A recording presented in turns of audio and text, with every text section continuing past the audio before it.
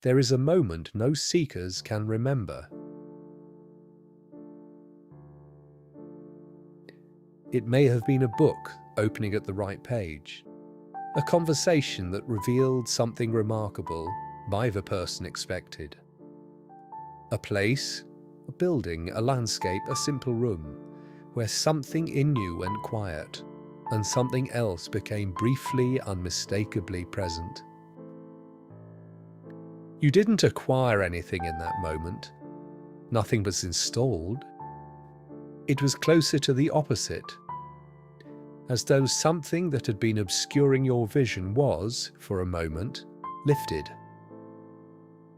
And what you saw or sensed, or simply knew, felt familiar, recognizable.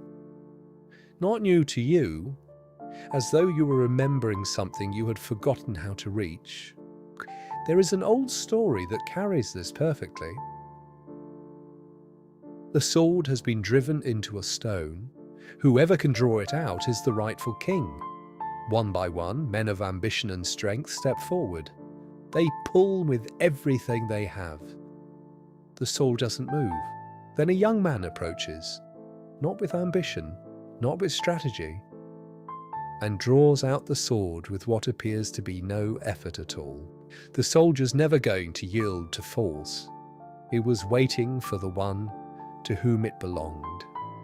This is not a story about magic. It's a story about remembrance. The sword confirmed what was already true. It didn't create a king. It revealed the one who would be king. I want to share with you something from my own experience.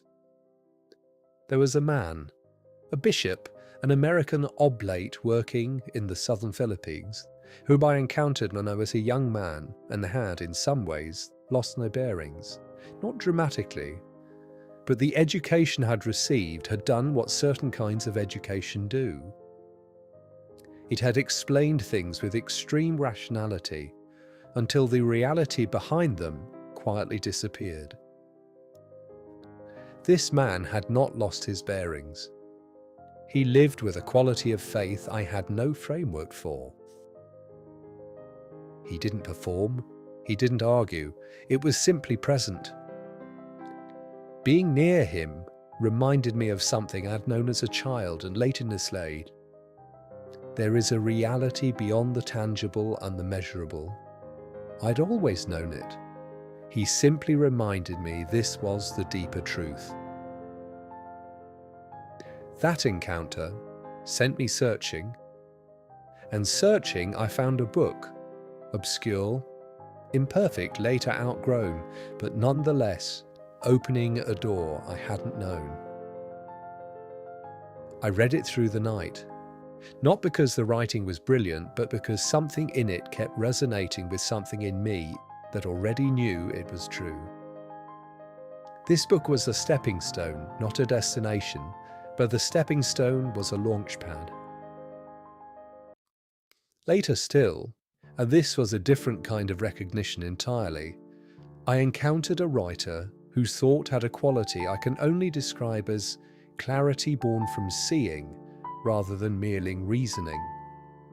His arguments were rigorous, his scholarship vast, but what made his work different was the sense he was not constructing a case from what he had merely read. He was reporting what he could directly perceive. That is a rare thing.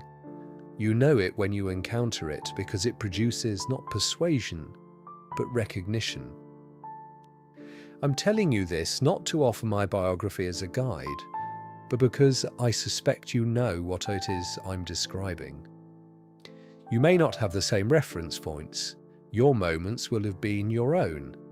But the structure of the experience, the sudden sense of course, the feeling of remembering rather than learning, the quiet certainty that doesn't need to argue for itself, that structure is not unique to me. There is something within you that already knows how to recognize truth when it meets it. Not your education, not your preferences, not what you've been told to think. Something older and quieter than all of that, something that has, if you're honest, been trying to get your attention for some time.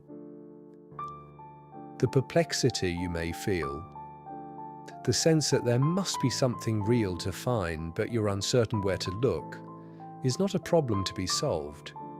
It is a position. It's a legitimate starting point, possibly even the necessary condition for genuine seeking rather than mere habit.